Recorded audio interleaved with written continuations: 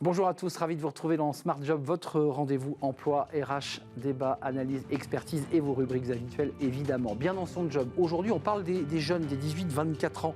C'est quoi le bonheur pour eux? Il y a une étude passionnante qui est sortie, on va en parler justement avec Jean-Christophe Auguel, il est directeur de l'ISC Paris. Étude évidemment réalisée par cette école pour savoir ce qu'attendent les jeunes, leur rapport au bonheur. On en parle avec lui dans quelques instants.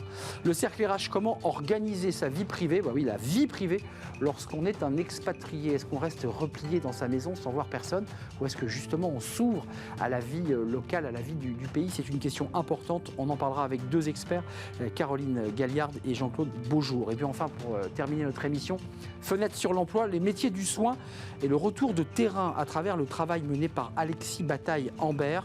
Il est infirmier et surtout co-rédacteur du rapport sur la santé des professionnels de santé, professionnels hospitaliers ou libéraux. On en parlera avec lui parce que, évidemment, vous le savez, la profession est en crise. Voilà le programme tout de suite, c'est bien dans son job.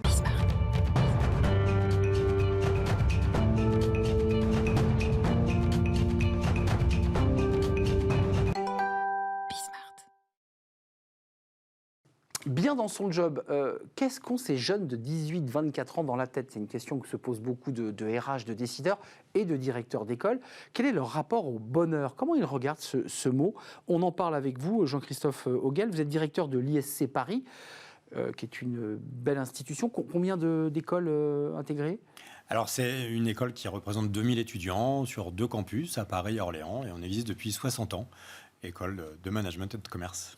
Management et commerce. Avec ce baromètre, pourquoi avoir voulu tremper le thermomètre pour en savoir plus sur ces jeunes? Plus de 1000 jeunes, c'est ça 1250, puisqu'on l'a fait en partenariat avec BVA, organisme de sondage bien connu. Donc un tampon officiel. Exactement. Qu'est-ce qui ressort de ce baromètre?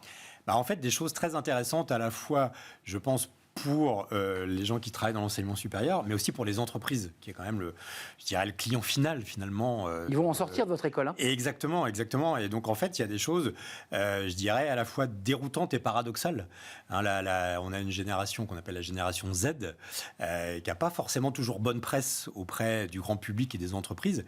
Et pourtant, elle a tellement de caractéristiques intéressantes que c'est pour ça qu'on fait ce genre de sondage. Il y a un chiffre intéressant parce qu'on nous dit la génération Z, c'est le sens, c'est la génération d'Internet et du téléphone.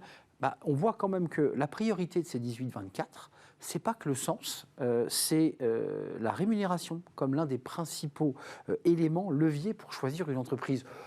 On revient à du classique en fait là. Exactement. La question des valeurs et de la RSE, c'est important pour eux, mais moins que le salaire, moins que la bonne ambiance, moins que la flexibilité au travail.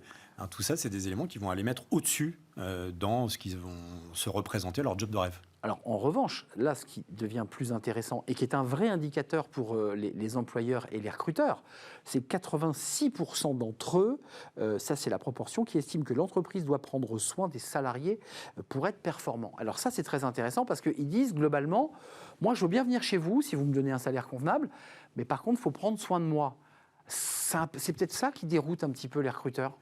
Mais oui, parce qu'en fait, ils ne savent pas trop par quel bout le prendre. Parce que par ailleurs, ils nous disent dans cette enquête que 80% des jeunes sont satisfaits de leur job, pour ceux qui sont en situation d'être en emploi. Mais 53% sont prêts à bouger après une première expérience professionnelle. C'est vrai. Donc d'un côté, on a des enquêtes, on se dit, tiens, tout va bien, le turnover va pas être si élevé que ça. Mais pour autant, ils ont envie de bouger, non pas parce qu'ils se sentent pas bien, mais parce qu'ils ont envie de connaître pas mal d'expériences. Et donc c'est là que les entreprises doivent avoir une perspective de pouvoir les faire évoluer sur les tâches, sur les métiers, pour pouvoir entretenir finalement la flamme. Alors justement, leur bonheur, ça c'est intéressant de rentrer un peu dans le détail, des carrières qui font rêver les 18-24. Alors on évoque ceux qui sont déjà en emploi, puis on a interrogé, vous avez interrogé, ceux qui sont encore aux études. 47% envisagent une reconversion en cours de carrière. Alors ça on l'entend, vous aurez 2 ou 3 emplois, donc on s'y est préparé. 29% envisagent de créer leur entreprise, très intéressant, l'esprit d'entrepreneur. 14% envisagent une expatriation, tiens, on va en parler. Et 10% souhaitent travailler dans la fonction publique. Et 10% enfin souhaitent travailler dans une grande entreprise. 10%, commençons par le bas, dans la fonction publique et dans l'entreprise. Ça, c'est très intéressant. Assez peu attractif, finalement, un gros travail de la fonction publique et des grandes entreprises pour attirer à eux les jeunes. Donc, et en tout cas, pour certains, ils le font. Il y a énormément de programmes. Mais c'est quoi? C'est la planque ou ils veulent faire la révolution de la fonction publique? Non, je pense que c'est une volonté d'indépendance. Ils ont envie, à l'étranger, l'herbe est mieux ailleurs, créer sa propre entreprise. Liberté. Je vais être indépendant et je vais être libre. Ça je pense, c'est dans l'ADN de ces jeunes-là. Très important. Alors que grande entreprise ou fonction publique, à tort ou à raison, ils le perçoivent comme quelque chose de beaucoup plus contraignant. Donc il n'y a pas d'attractivité, c'est comme ça que vous l'analysez. En tout cas, c'est les deux derniers items. Fonction publique peu assez attractive, un peu plan-plan, puis grandes entreprises, énormes machines, on ne s'y retrouve pas, c'est bien ça l'enjeu. Alors oui, mais il faut voir aussi que par exemple pour les PME, c'est aussi 5%. Les startups, c'est pas énorme non plus. Les associations, c'est pas énorme. Donc, ça veut dire qu'ils sont assez contradictoires, ils veulent de la liberté, ils veulent un bon salaire. Est-ce qu'ils ne veulent pas le beurre et l'argent du beurre, cette génération Z? Alors, on pourrait dire ça. Vous qui êtes le directeur de ces jeunes. C'est à nous de trouver les leviers, justement, pour faire un mix. Il faut voir aussi qu'ils ont assez peu d'expérience professionnelle. Il faut les faire redescendre un peu. Donc, c'est normal. Ils sont un peu idéalistes. Ils imaginent plein de choses. Sur la création d'entreprise, on sait quand même que 29% d'entre eux ne créeront pas, en fait, leur entreprise, mais 29% à l'idée. Et ça, je pense que c'est très positif pour le pays. Ça veut dire que la fibre entrepreneuriale, elle est là. Juste avant de nous quitter, Jean-Christophe, vous avez des directeurs de programme, vous avez des directeurs de pédagogie. Comment on réinvente sa pédagogie? Ben justement, en s'inspirant, par exemple, de ce qu'ils nous disaient. L'ISC, on a une raison d'être qui est de transmettre à chacun le goût de l'engagement pour contribuer à bâtir un monde heureux. Et donc, ça nous amène à travailler sur des étudiants heureux. Donc, on les fait travailler. On a une application de santé mentale. On innove beaucoup pédagogiquement. On a la semaine du bonheur. On les fait travailler les soft skills sur cette partie, je dirais, qui leur permet de comprendre qui ils sont. Et donc, ce qui est important, je pense, quand on est amené ensuite à créer son entreprise ou être un futur manager. Donc, en fait, on les fait travailler finalement plus là-dessus que sur le marketing, la finance, les RH, où ça, c'est très important. Mais finalement, ça peut s'acquérir. Là, le côté personnel, je pense que c'est vraiment fondamental. Ouais, les soft skills et la posture, quoi. Exactement. Apprendre à se connaître. Et c'est difficile de se connaître quand on a 19 ans ou 20 ans. Bah, en fait, on connaît facilement plus les autres que soi-même. Donc, on fait travailler là-dessus. On a tout un tas de coachs qui les amènent à réfléchir là-dessus. Merci Jean-Christophe Auguel, directeur de l'ISC Paris, qui a, vous l'avez entendu, revu, repensé aussi sa pédagogie à l'aune de ces nouvelles psychologies, de ces nouvelles manières d'être et de regarder le travail. Merci de nous avoir rendu visite. Merci à vous. On tourne une page, direction, justement, on l'évoquait dans notre sondage, les expatriés, parce que certains jeunes ont envie de partir à l'étranger. Comment faire quand on est expat? Comment avoir une vie privée, une vie personnelle? C'est pas si simple. Et comment s'épanouir à l'étranger? On en parle avec des experts, acteurs, et ils l'ont vécu eux-mêmes. C'est le Cercle RH, c'est le débat de Smart Job.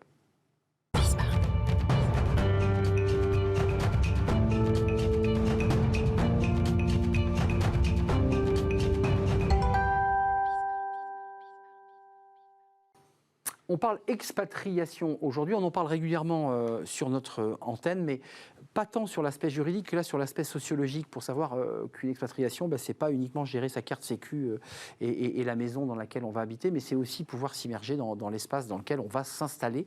Et on va en parler alors avec deux experts. Ce sont des experts, mais ils l'ont vécu, j'allais dire, dans leur chair, pour nous expliquer peut-être et vous donner quelques tips, quelques conseils. Caroline Galliard, ravie de vous accueillir. Vous êtes partenaire chez Yourside. Alors, Yourside ne fait pas que l'expatriation, mais parmi vos clients, vous avez aussi un accompagnement des expatriés et de leurs familles dans les sites. Et peut-être vous nous parlerez des expatriés inversés, c'est que vous allez chercher des expatriés à l'étranger pour peut-être les faire revenir ici sur notre territoire. C'est bien cela, puisque vous l'aviez raconté la fois dernière. Jean-Claude Beaujour, ravi de vous accueillir. Vous êtes avocat international en droit des affaires et vous avez un pied presque... J'étais expatrié, oui, absolument. Mais un pied aux États-Unis, un pied en France. Ouais. En tout cas, merci à vous deux d'être là. D'abord, commençons par vous, par vos histoires, parce qu'après tout, on fait beaucoup de techniques. Vous êtes parti en Russie. Est-ce que la clé d'une expatriation réussie, c'est d'abord s'ouvrir vraiment avec sincérité, sans arrogance, puisque les Français ont quand même cette culture, ce savoir, la littérature, sans arrogance, s'ouvrir à la culture du pays dans lequel on s'installe? Ah oui, je crois que c'est vraiment la clé. En gros, on a deux options quand on arrive. Soit on reste tranquillement dans son coin, dans sa zone de confort, et tout va bien, c'est très rassurant. Soit on décide de se confronter à la culture du pays, à une forme d'adversité, on peut le dire ainsi. Et là, bien sûr, on sort de sa zone de confort, c'est un peu insécurisant. Et là, en même temps, ça représente plein d'opportunités plein d'occasions, finalement, de découvrir des choses nouvelles et de faire des choses nouvelles. Mais ça veut dire, je poserai la même question évidemment à Jean-Claude, mais ça veut dire partir à la découverte, au-delà de la culture traditionnelle des peintres et de la littérature, c'est comprendre comment marche le pays dans sa complexité. Sa sécu, sa vie politique, ses enjeux. C'est ça aussi, comprendre un pays. C'est ça, et c'est donc quelque part vivre un peu... Comme, voilà, moi quand je suis partie en Russie, pendant 15 ans, j'ai vécu à la russe. J'ai vécu un peu comme une russe. C'est-à-dire, je faisais des choses que les Russes faisaient. J'allais au banya. Le 19 janvier, je faisais le bain de la Théophanie, où on se plonge 3 fois d'affilée dans une eau gelée quand il fait moins 20 dehors. Cette fameuse image, pour se laver de ses péchés pour toute l'année. Et donc, chaque année, on le faisait. Et c'est important, quand on veut s'intégrer dans la communauté russe, d'arriver le 20 janvier et dire... J'ai fait la Théophanie hier. Et j'ai pas froid. Voilà, j'ai pas froid. C'est d'aller faire du patin à glace le dimanche, c'est d'aller faire du ski de fond, c'est d'aller au Bolchoï avec des Russes. C'est ça, en fait, vivre dans un pays. Aux États-Unis, alors, on a le sentiment que cette culture est plus proche de la culture russe, et j'en suis pas si sûr.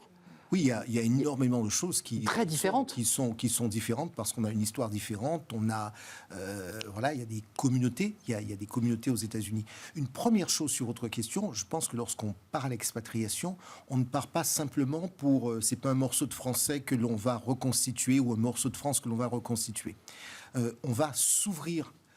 C'est l'occasion de s'ouvrir, c'est l'occasion de s'enrichir de ce qui est différent. Donc, je partage ce qui vient d'être dit.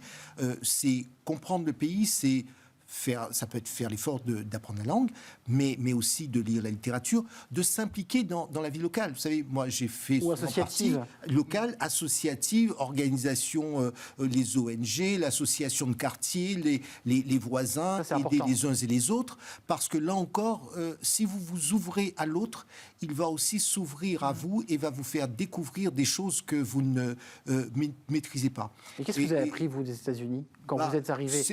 Moi, j'ai commencé lorsque j'étais adolescent. Il y a des choses très différentes.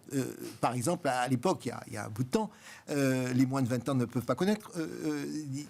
La colocation n'existait pas vraiment en France. Et donc, quand vous arrivez, que vous avez des colocataires ou des colocatrices, eh bien, on apprend à vivre avec des gens qu'on ne connaît pas, des jeunes qu'on ne connaît pas. Souvent, pour les jeunes Français, on disait attention. C'est très agréable. Ah oui, mais attention, un sourire ne veut pas dire un engagement à aller au-delà. Donc, ce sont des petits tous les clichés qu'on a sur les... Absolument. Donc, vous voyez, c'est tout simple. Ça ne veut pas dire qu'il faut imaginer autre chose. Là, vous parlez de vous jeunes étudiants ou même adolescents, mais quand on parle business, parce que l'expatrié qui part, il part soit... Alors, je mets bien des parenthèses parce que les statuts d'expatriés sont de plus en plus rares, mais il part dans un pays étranger pour soit développer sa boîte, diriger une filiale, et globalement, on lui fait quand même comprendre qu'il a quand même un terrain de jeu à conquérir et qu'il n'est pas là uniquement pour découvrir la vie politique et sociale. C'est utile pour le business aussi de jouer cette carte-là ? Oui, c'est très utile, mais en réalité, par rapport à votre question, Arnaud, moi, ce que j'ai envie de dire, c'est que l'expatrié, lui, a priori, tout va bien se passer pour lui. Il va être accompagné, il va être préparé. C'est la famille. Il va être cocooné. En revanche, ce qui risque de rester un peu à la traîne, c'est effectivement la famille, le conjoint. Alors, je ne dis pas l'épouse, parce que maintenant, les choses sont plus équilibrées. Mais vous connaissez le principe happy life, happy wife. Bah oui, ça marche comme ça. Et si le conjoint n'est pas pris en compte, si le conjoint... Parce que souvent, moi, quand je suis partie en Russie, j'ai démissionné de mon job. Je suis arrivée là-bas... Vous avez annoncé à votre mari que vous démissionniez. Oui, bien sûr. Non, mais je veux dire par là, c'est un enjeu fort. Je démissionne et tu vas venir avec moi. Voilà. Et quand je suis arrivée en Russie, je l'ai suivi. Je suis arrivée, j'avais pas de boulot. Je repars de zéro dans mon parcours professionnel. C'est à vous de prouver qu'il était possible de faire quelque chose. Et pour le coup, moi, rien n'a été prévu pour moi. Ce qui veut dire qu'effectivement, parce que je l'avais noté, quelle est la place du conjoint, quelle que soit sa forme, d'une part, et des enfants. Comment est-ce qu'on organise la vie de famille, l'école, dans quelle ville on va aller, comment stabiliser la famille, etc. Donc, vous disiez comment on peut organiser la vie de famille dans le cadre d'une expatriation qu'on veut comme réussie. Si on ne réussit pas sa vie privée, on ne réussit pas correctement son expatriation. Donc ça, c'est une première chose et c'est la raison pour laquelle réussir sa vie privée est fondamental si on veut réussir son expatriation. En creux, ça veut dire que l'épouse ou l'époux qui a suivi... Ou l'homme, ou le conjoint. Ou le conjoint, ou la conjointe, qu'importe. Celui qui, entre guillemets, n'est pas parti pour son emploi, mais a suivi son mari ou sa femme, lui doit aussi relever les manches et s'immerger, s'engager, pas rester à faire le ménage toute la journée, quoi. Absolument. Il faut qu'il ou elle soit heureux dans cette aventure. D'ailleurs, un certain nombre d'entreprises, et notamment aussi l'administration française, je le dis, souvent essaient d'avoir ce qu'on appelle les doubles postes. On offre un poste à monsieur et puis un poste à madame, parce que l'on sait bien que c'est aussi un frein à l'expatriation de ne pas pouvoir offrir une affectation au conjoint. Alors ça n'est pas facile en fonction des postes que l'on occupe, mais après il y a différentes façons de faire les choses. Certains de mes amis aux États-Unis, on en choisit pour soit recommencer les études, soit pour écrire un bouquin, soit pour avoir une activité. Et je connais même une expatriée qui est partie aux États-Unis. Elle est rentrée, mais elle a laissé monsieur qui a développé son business, mais ils sont toujours parfaitement ensemble. Mais vous sauriez, Jean-Claude, mais il y a quand même un enjeu aussi de risque de divorce.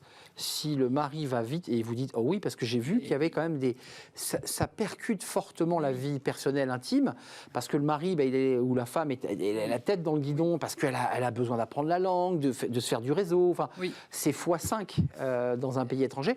Et l'autre, il reste sur la touche à attendre le retour du compagnon ou de la femme. C'est exactement ça. L'expatrié, lui, est très occupé. Ah oui. Il voyage souvent. Il vit plein de choses, quoi. En Russie, par exemple, quand il voyageait, c'était pas un aller-retour sur une journée. Quand il partait à l'autre bout du pays, à Novosibirsk, en Sibérie, le voyage durait immédiatement 3 jours. Donc l'épouse, ce que j'ai connu, c'était plutôt des épouses qui restaient à la maison. Elle reste toute seule avec les enfants qui, eux aussi, ont. C'est la femme du pêcheur, quoi. Hein. Oui. Et donc c'est compliqué, Et donc ça a des incidences dans le couple. Bien sûr, ça percute la vie familiale. Ouais. Et il y a énormément de divorces, ça c'est certain. D'autant plus que, pour ce qui est de la Russie en tout cas, les femmes russes appréciaient beaucoup les expatriés. Non, mais c'est vrai. Et pourquoi les raisons financières? Le passeport. Et le passeport. Bon, ça a changé, mais à l'époque... Le sésame. Oui, bien sûr. Donc il fallait être vigilant les cocktails, pas trop de femmes russes, quoi. Les couples étaient malmenés, oui. Non, mais c'est un vrai sujet. C'est pour cette raison que c'est au départ que ça se gère. C'est au départ qu'il faut y réfléchir, il faut avoir sa stratégie en tête, savoir ce que chacun... La durée de son départ aussi. La durée du séjour d'expatriation. Vous disiez vie privée... quel que soit le couple, quel que soit l'élément du couple, parce que ça aussi, ça a une incidence sur la stabilité du foyer, pour ne pas se sentir isolé, il faut imaginer ponctuellement de rentrer aussi en France pour retrouver ses racines, pour retrouver sa famille, pour retrouver les siens, et ne pas vivre un isolement, parce que psychologiquement, ça peut être difficile. Un mot, Caroline, sur les enfants, parce qu'on parle de l'épouse, du compagnon, et on voit que ça crée des turbulences, mais il faut que l'école soit sécurisée, parce que les enfants, eux, doivent rapidement, malgré tout, apprendre la langue. Eux aussi, ce sont des expats. Eux aussi doivent s'intégrer avec des copains d'école. Eux aussi... Pour ma part, j'ai fait le choix de mettre mes filles à la maternelle russe en arrivant. Tout de suite. Donc pour qu'elles s'immergent dans la langue. Immerger immédiatement dans le bain de la culture russe, dans la langue. Ça veut dire une rentrée des classes en septembre. Au mois de décembre, elles parlaient russe toutes les deux. Mais c'était pas simple, parce qu'en réalité, dans les maternelles russes, les enfants ne boivent pas d'eau, ils boivent du thé. Mes filles ne buvaient pas de thé, donc elles finissaient la journée totalement déshydratées. Et je ne savais pas pourquoi au départ, parce qu'elle ne me le disait pas. Et un jour, ma fille m'a demandé de partir avec une bouteille d'eau, et je lui ai demandé pourquoi. Pas bête. Et là, elle m'a dit, parce que dans la journée, il ne me donne que du thé, et moi, j'en bois pas. Donc des petites choses comme ça, très bêtes, mais en réalité, ça a son importance. Mais vous Jean-Claude, excusez-moi, parce que là, on a compris que Caroline était revenue en France, et que je pense que la Russie, c'est derrière vous. Mais dans votre relation avec ce pays et les États-Unis, on voit l'amour que vous portez aux États-Unis. Vous êtes déchiré en permanence entre ces deux pays? Alors, moi je suis pas déchiré. J'ai des enfants qui ont continué. Vous voyez, de réflexes qu'on avait. Je me souviens, pour être finalement, pour ne pas vivre, il faut rester français et ne pas vivre en français. Il faut aussi se mettre dans le bain. Et je me souviens de mon fils qui allait à l'université, il y avait plusieurs heures de route, et il me demandait si je partais le conduire à l'université en voiture, 5 heures aller, 5 heures retour. Et je me souviens lui avoir dit, écoute, tu feras comme tous les jeunes Américains, je ferai comme tout jeune père américain, je vais t'emmener à la station Greyhound, et puis tu vas prendre ton baluchon, tu vas y aller, machin. Et voilà, c'est comme ça que ça se passe. Et il a fait donc le bus, il a fait quoi, le train Il a fait le bus, il m'a expliqué que c'était un peu galère parce qu'aux États-Unis, les transports en commun sont parfois galères. Mais finalement, avec le recul, il me dit c'est génial parce que j'ai rencontré des gens que je n'aurais pas rencontrés si j'étais confortablement en voiture. Et nous nous efforcions d'aller aux rentrées universitaires, les fameux freshmen. Il y avait des fêtes. Voilà, c'est un moment convivial. Et puis les jeunes s'installent, etc., etc. Donc oui, les remises de diplômes, voilà. Et puis les gamins étaient tellement heureux dans la rue, les félicitations parce qu'on est diplômé. Ce qu'on n'a pas en France. Il y a des remises de diplômes, mais c'est pas aussi fort. Ce qu'on n'a pas. Donc c'est vraiment, moi je n'imagine pas, et quel que soit le pays, parce que j'ai aussi vécu dans d'autres pays autres que les États-Unis, c'est pas pour, on vient là pour connaître et pour s'enrichir de l'autre. Mais côté Yourside, un recruteur, vous allez jusqu'à dire à la personne que vous avez en face de vous, qui cherche un accompagnement, est-ce que votre couple est stable ? C'est-à-dire qu'en fait, c'est quand même une question préalable. Il y a quand même une vérification du couple quand même, parce que sinon le monsieur va dans le mur ou la femme va dans le mur. On ne va pas poser la question comme ça. de cette façon-là, pas aussi explicitement, parce qu'on n'a pas le droit de poser bien sûr, des questions privées. Mais évidemment qu'on va quand même un minimum tenter de s'assurer que l'infrastructure déjà va suivre. Et puis qu'il y a un relatif équilibre. Et puis des gens vous posent le candidat vous demande, vous sentez tout de suite les choses. Le candidat va vous demander est-ce que vous pensez que son conjoint ou sa conjointe peut trouver un emploi, la grandeur de l'appartement, donc sans entrer dans l'intimité. Mais vous avez un profil, c'est pas la même chose quand on est tout seul, c'est 2-3 pièces, quand on a une grande famille. On reste ou on reste pas quand on est expat, ce qui est une question un peu débile, mais quand on est expat, on sait qu'on va rester 3 ans en poste ou 5 ans, on revient. Est-ce qu'il y a des gens qui disent, moi écoute, je me sens tellement bien dans ce pays que je reviens pas? Oui, il y a des gens qui restent. Alors, ce qu'ils font, c'est que, comme en général, le contrat expatrié, vous le dites très justement, à une période limitée, dans ces cas-là, les personnes passent en contrat local.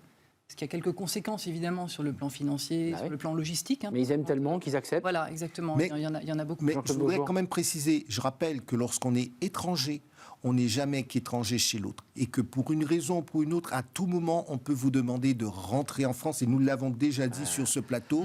Bien vivre son expatriation ou le fait d'être étranger à l'étranger, c'est de toujours avoir le plan B et d'anticiper, par exemple, les questions de retraite. Moi, je travaille beaucoup avec les Français qui vivent à l'étranger. Il y a aussi un peu de pauvreté dans certains pays parce qu'on n'a pas anticipé, on n'a pas prévu.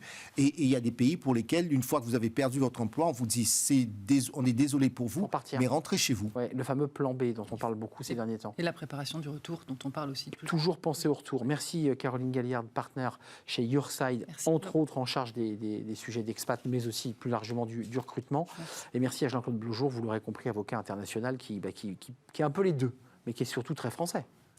Avec un seul passeport. Avec un seul passeport. Non, mais c'est important de savoir. Parce que vous êtes tellement attaché à ce pays qu'un seul passeport, mais un amour pour ce pays. Les États-Unis, avocat international en droit des affaires. Merci de nous avoir rendu visite et de nous avoir fait partager vos expériences personnelles. Merci à vous deux. Merci. On tourne une page, fenêtre sur l'emploi, et j'accueille mon invité.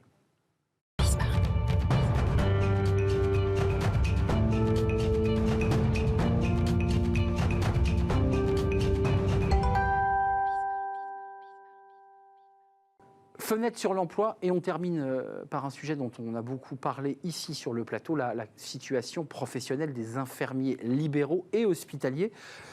Ils ont tous les deux des revendications et des besoins et même des souffrances au travail. On en a parlé sur ce plateau. Alexis Bataille-Imbert, merci d'être avec nous.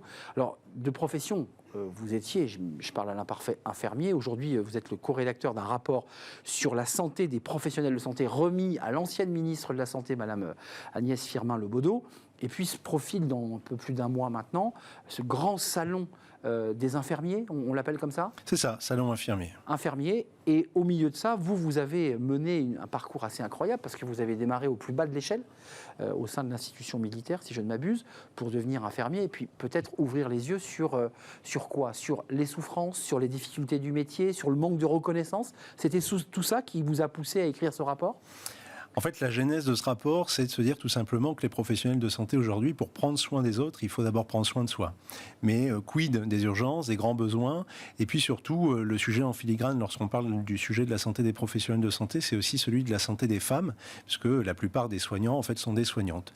À partir de là, Philippe de Normandie, chirurgien, Marine Cresse-Guiduy, médecin généraliste libéral à Marseille, puis moi, on a bossé sur ce sujet en essayant non pas de réinventer la roue, il ne s'agissait pas d'inventer de nouveaux dispositifs, mais en fait de s'appuyer sur ce que le terrain pouvait dire de mieux, et on a mené une grande consultation nationale. De quoi ont-ils besoin? Alors effectivement, ce sont souvent des infirmières, il y a aussi des hommes qui travaillent dans ce milieu, mais principalement des femmes. C'est quoi leurs besoins? De quoi elles ont besoin? Elles soignent les autres, on l'a vu pendant le Covid, on les a applaudis, mais elles souffraient. C'est quoi leurs besoins?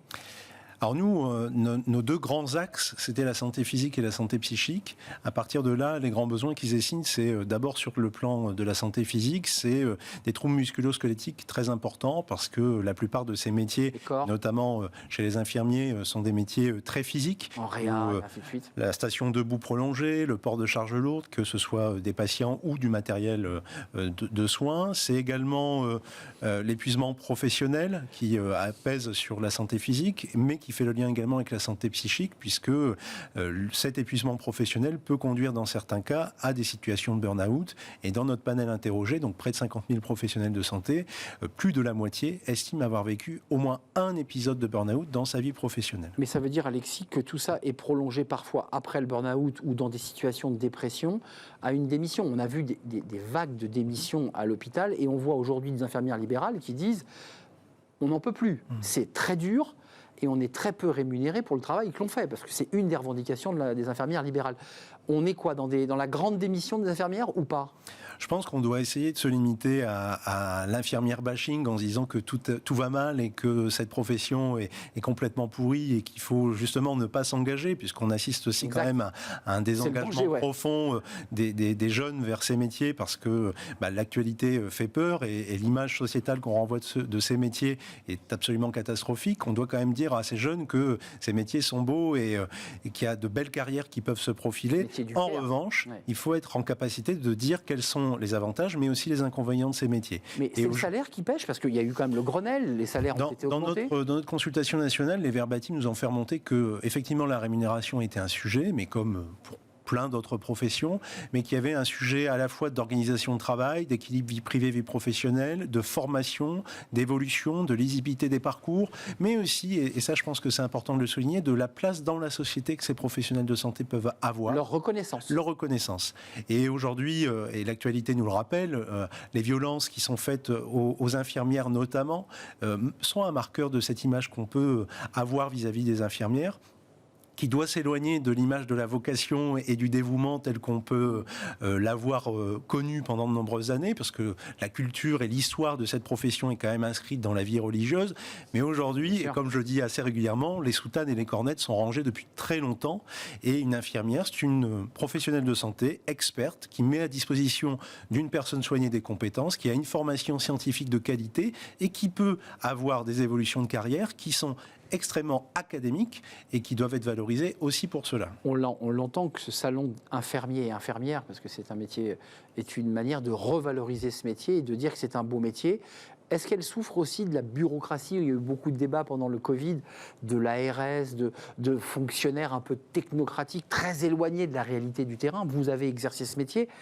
Est-ce qu'on ne peut pas, comme ça, un peu réconcilier ce métier avec son administration ? La vie d'un soignant, de façon générale, déjà, est très administrative parce que, tout simplement, les process, la qualité, la sécurité des soins exigent qu'on remplisse un certain nombre de process qui pèsent, en fait, sur le cœur de métier. Et aujourd'hui, je crois qu'il est grand temps de redonner du temps de soins aux soignants parce que, en fait, les professionnels de santé et les infirmières en tête ne s'engagent pas pour remplir des formulaires administratifs, mais s'engagent pour prendre soin des autres. Merci Alexis Bataille-Imbert. Allez jeter un œil et lisez ce rapport, co-rédacteur du rapport sur la santé des professionnels de santé, c'est octobre 2023. Et allez vous rendre au salon infirmier. Ce sera 21-23 mai à Paris Expo, porte de Versailles. Porte de Versailles, c'est une adresse que tout le monde connaît. Allez voir et peut-être que des vocations vont naître aussi parce que c'est tout l'intérêt aussi de ce salon. Pas des vocations, des engagements. Voilà, on revient toujours à la sémantique religieuse des engagements. Je l'entends. Merci de nous avoir rendu visite. Merci à vous. L'émission est terminée. Merci de votre fidélité, évidemment. Merci pour vos messages, vos réactions sur les réseaux sociaux. Merci à toute l'équipe. Merci à Angèle à la réalisation. Merci à Saïd au son. Merci à l'équipe de programmation, Nicolas Juchat et Anaël. Merci à vous et je vous dis à très très bientôt. Bye bye.